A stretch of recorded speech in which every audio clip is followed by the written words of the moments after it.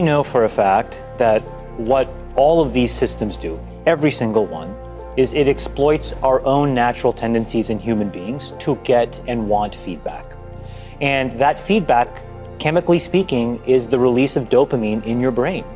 And so what these feedback loops do, and they exist everywhere, in Call of Duty, in other video games, in social networking sites, they get you to react. And I think that if you get too desensitized and you need it over and over and over again, then you become actually detached from the world in which you live. You become callous, you become crude. And you live in front of your screen. So we all know the benefits and usefulness of smartphones. They're amazing. A little rectangle in your pocket that does everything. But that comes with a price. There's a growing body of research that indicates that smartphones can actually change the way our brains work. Did you know that just the mere presence of your phone in a room can destroy your cognitive functioning, even if it's switched off? Crazy, I know, but literal experiments have proved this. In this episode, we'll take a look at how phones affect our memory, stress levels, and cognitive function. And also, here's a question. If the collective brains of billions of people on Earth have been unknowingly altered worldwide, what does this mean for society? It's not all bad news though. We'll also take a look at how we can help ourselves. You are watching Cold Fusion TV.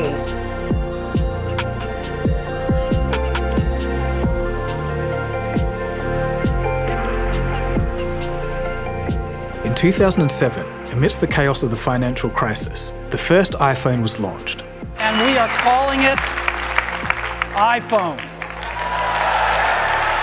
Computer giant Apple says it's reinvented the phone, marrying a mobile with an iPod, giving birth to the iPhone. An iPod, a cell phone, and a portable internet all in a little lightweight package. The big attraction here right now is encased in the plastic tube back there, surrounded by an admiring crowd. It's a sleek aluminum and stainless steel creation. A cell phone doesn't have any buttons, just a touch screen. It only had 16 apps and that was it. No app store, nothing else. It was relatively simple by today's standards. Suddenly, buttons were replaced with a large responsive touchscreen interface. People could now swipe, tap, scroll, zoom, and browse the web more efficiently than they could on a desktop. At the time, such features were unheard of. Although it looked interesting, very few predicted just how quickly such a small device could envelop our lives. With each passing year, the phones got faster, the features grew, and the software exponentially improved. Apps became useful, but then came the algorithms and feeds, and before we knew it, most of us had entered a 2D virtual reality, a completely separate reality and view of the world, but through a screen. This was powered by algorithms designed to keep your attention, and apps designed to trigger the dopamine responses in your brain. It sounds like a sci-fi film when put that way, but we all know this story by now. It was one of the main themes of the Netflix show, The Social Dilemma, a hallmark look into how algorithms rule our lives. And the people that made those algorithms knew what they were doing.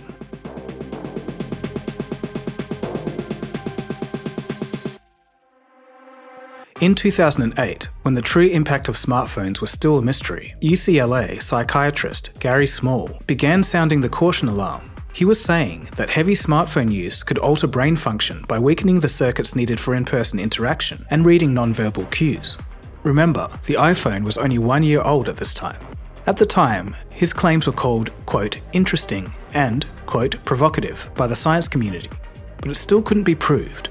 Fast forward a decade and a half later, and smartphones and their cognitive effects are being re-examined.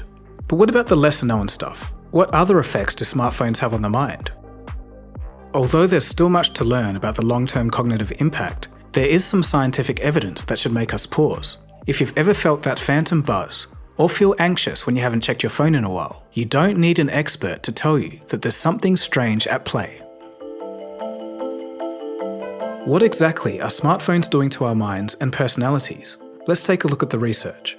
We're going to cover memory, addiction, cognitive function, and stress. Let's break them down. Number 1. Memory. Back in the day, you had to memorize all your friends' numbers, or actually listen in maths class because your teachers said that you couldn't carry a calculator 24/7. Cab drivers also back in the day had no GPS. They had to know where they were going without stopping to check. They had to know all the streets. It turns out that exercising that mental muscle of memory has given cab drivers physically larger hippocampi. It's the memory centre of the brain, but also aids in learning and emotional processing.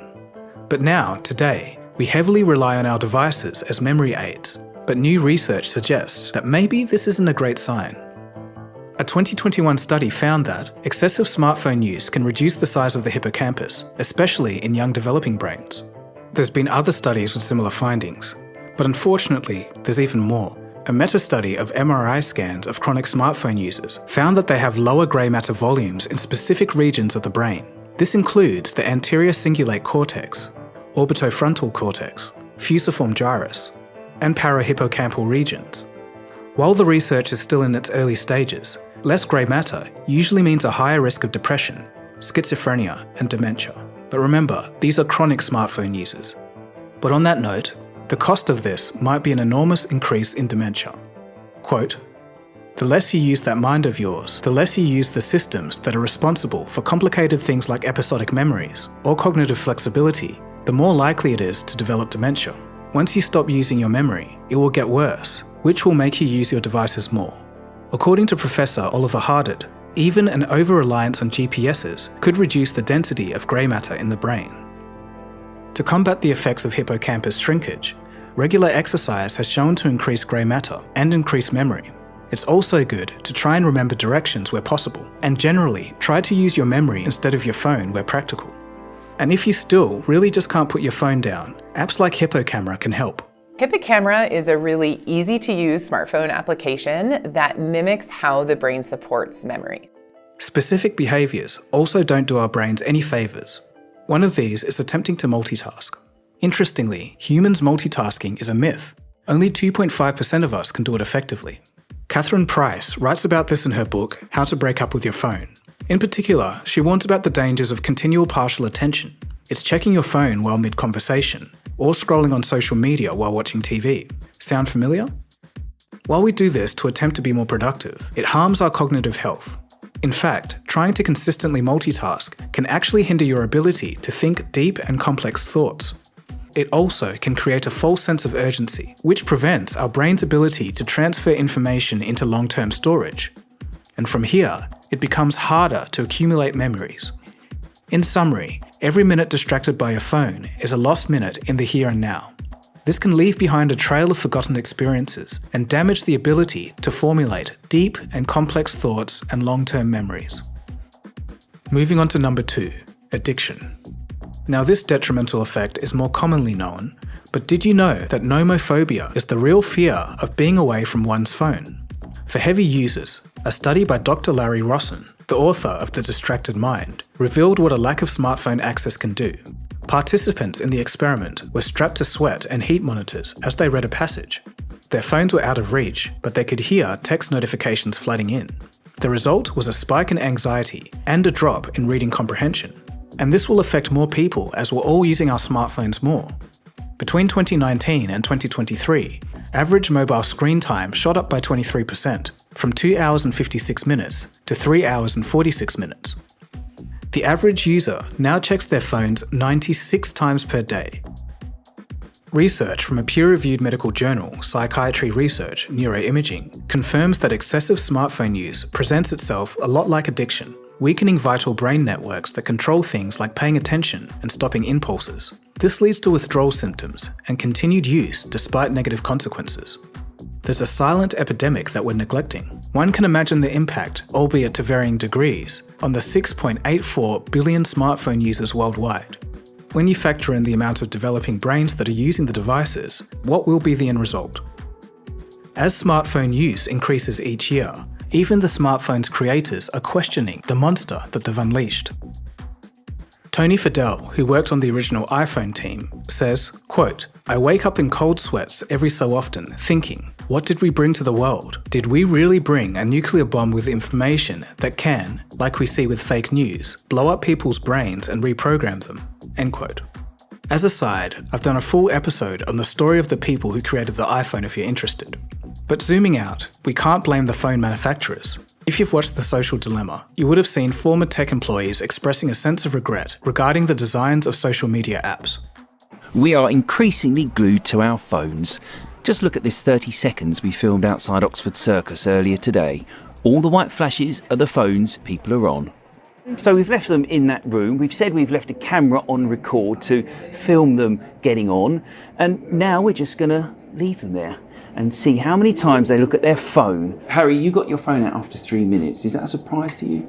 It is a surprise to me, actually, because I didn't think I used technology that often. I didn't think I was that dependent on it. I'm surprised I lasted 4 minutes. The role of addictive design in social media has been well documented. Casino-like features like pull to refresh mimic slot machines and exploit the pleasure of anticipating rewards. And interestingly, this can trigger larger dopamine spikes than the rewards themselves. There's also infinite scrolling and autoplay to lull a user into mindless behaviour. But a silver lining is that since 2018, Apple and Google have built digital wellbeing features into their phones to prevent overuse. So the tools are there, people just have to use them. Number 3, cognitive function. A 2022 study found that our reading comprehension declines when we read from a screen, even if the text is exactly the same as it is on paper. The chart you see now shows reading comprehension scores. The red is reading from paper, while the blue is reading from a phone. In addition, as mentioned at the top of this episode, the mere presence of your smartphone in the same room lowers your ability to focus, remember, and solve problems. The phone doesn't even have to be switched on. Researchers at the University of Chicago call this brain drain. It happens because the human brain has a limited capacity to process information, meaning we have to prioritize what we want to focus on. When your phone is nearby, it competes for cognitive resources, and your brain must work extra hard to resist its temptation. This sabotages your concentration on other tasks. So let's look at the experiment. It's remarkable. Quote, the researchers asked participants to either put their phones next to them so they were visible, like on a desk, nearby and out of sight, like in a bag or pocket, or in another room. Participants then completed a series of tasks to test their abilities to process and remember information, their problem solving, and their focus. They were found to perform far better when their phones were in another room instead of nearby, whether visible, powered on, or not. That held true even though most of the participants claimed not to be consciously thinking about their devices. End quote. So it's an effect that happens even though we don't notice it. Quite fascinating. And finally, number 4, stress. Smartphones aren't just changing our behaviour, they're affecting human biology, and the health risks can get pretty serious. Endocrinologist Robert Lustig warns that smartphone notifications have turned us all into Pavlov's dogs, training our brains to be in a constant state of fear and stress. Here's how it happens. 1. Neurons in the prefrontal cortex are altered after exposure to a flood of neurotransmitters. One common trigger of neurotransmitters to flood the brain is the anticipation of rewards, like the UI on Instagram. 2. This can cause our prefrontal cortex, the brain's decision-making hub and emotional control center, to go completely haywire and even shut down. And 3. When the prefrontal cortex shuts down, the amygdala, responsible for emotional regulation, takes over, inducing stress and panic. When our prefrontal cortex is overworked in this state, one's self-control can take a hit. Then to add to the pile, there's the information that we receive from social media. From doom scrolling to the creation of young hypochondriacs on TikTok self-diagnosing themselves into oblivion. The answer is yes, you have trauma. Procrastination is actually a short-term coping tool to avoid feeling anxiety or dread. A popular type of video on TikTok is 5 things you might not realise were a mental disorder, and it's really generic things like biting your nails or fidgeting or being a people pleaser. I just need to take an anxiety nap. Can you wake me up in like 30 minutes? I'm like not well. In a lot of this discussion, the problem isn't with the smartphones themselves, but social media use. And this was solidified by a 2023 global study of over 50,000 participants. But we have to stay level-headed. There's research to suggest that about 30 minutes of daily social media is actually beneficial, but going past about an hour can be detrimental. One of the most impactful outcomes of smartphones has been the way we consume daily news. For example, when OpenAI released GPT-4o last week, it might surprise you how different media covered the story in different ways. Take, for example, this story on the recent OpenAI Reddit content deal. The story was reported on by 55 news outlets. This left-leaning headline from Business Insider frames the story as one regarding big data concerns. A right-leaning outlet focuses on the political orientation of Reddit users, as well as the monetary size of the deal. So when someone's scrolling through a news feed that's tailor-made for them, with news articles that confirm their bias, they're unlikely to see the other side of the story outside of their bubble. And this is what the algorithms of today have created. So it's important to get the whole picture, and that's where today's sponsor, Ground News, comes in. Ground News is a website and app developed by a former NASA engineer who was on a mission to give readers an easy, data-driven, objective way to read the news. Every story comes with a quick visual breakdown of political bias, factuality, and the ownership of the source's reporting, all backed by ratings from 3 independent news monitoring organizations. For example, let's go back to that story on the OpenAI Reddit deal. On Ground News, everything is organized to make it easy for you to see all the details. Their bias distribution shows you the political bias of the reporting outlets. Below, you can see the factuality information, as well as the ownership information. For this story, 31% of reporting outlets are owned by media conglomerates. I especially like the Blink feed, which highlights stories that are heavily covered by one side of the political spectrum. It's important to utilize critical thinking and break out of online echo chambers. If we know where these views are coming from, we're probably going to be better equipped to engage in constructive dialogue to those who hold different views. Ground News is a fantastic tool for sifting through the daily misinformation and bias. They provide all the tools you need to be a critical thinker. Today, I'm offering 40% off their Vantage subscription, and this provides unlimited access of all their amazing features. So subscribe today by going to ground.news/coldfusion or click the link in the video description to get started. Thank you. Now back to the video. So what happens when people break away from smartphones completely? Well, fortunately, we have a slew of examples from those who were heavy smartphone users and decided to ditch them for a dumb phone. The way they describe their experiences is pretty interesting. Let's take a quick look at some testimonials.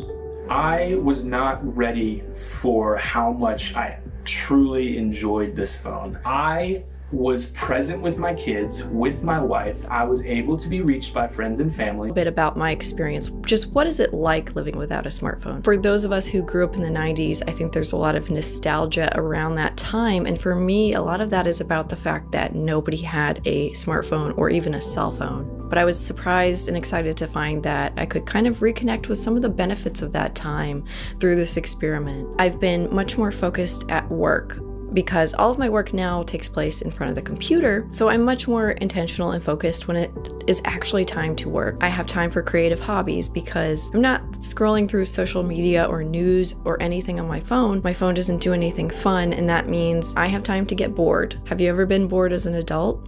I don't think I had until this experiment, but boredom equals creativity. But then there were others, and this group wasn't quite as sold on the dumb phone idea and quickly found themselves reverting back to a smartphone. All right, so I'm nearly finished with this 30-day experiment, and if I'm being completely honest, I cannot wait to get back to a smartphone. I entered this experiment really wanting it to work, really wanting to find a phone that would give me all the tools I needed while removing the headaches my smartphone causes. But unfortunately, I don't know if I'm ready to make the switch full time. Not having a camera, the spotty directions, and the clunky typing are the biggest deal breakers for me. This is the phone that you could literally only call with, which is great if that's all I needed. But I'd have to be damn confident with my job security and my friendships because I could see how easily I could lose connections and friendships due to my inability to respond. There are more people giving dumb phones a try, so much so that some call it the anti-smartphone revolution. You can check out my podcast episode with Kai-Wai Tang, the co-founder of Lightphone, and I discussed this topic in depth with him. So if you've gotten to this part of the episode, you're probably in one of 3 camps. 1, all of this information is new to you, or the second camp, you've heard some of this before and learned some new things.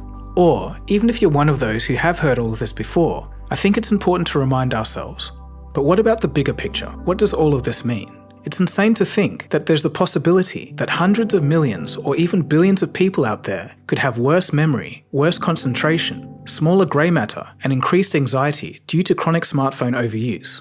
I'm going to ask you, do you think this explains part of the world we live in today? Although it all sounds terrible, fortunately, there are very practical things that can be done, as we've talked about. Number 1, exercise. 2, avoid the overuse of social media. 3, stop multitasking. 4, if you want to increase comprehension, choose to read physical media instead of your phone. And 5, if you want to improve memory, limit phone use for memory tasks where possible.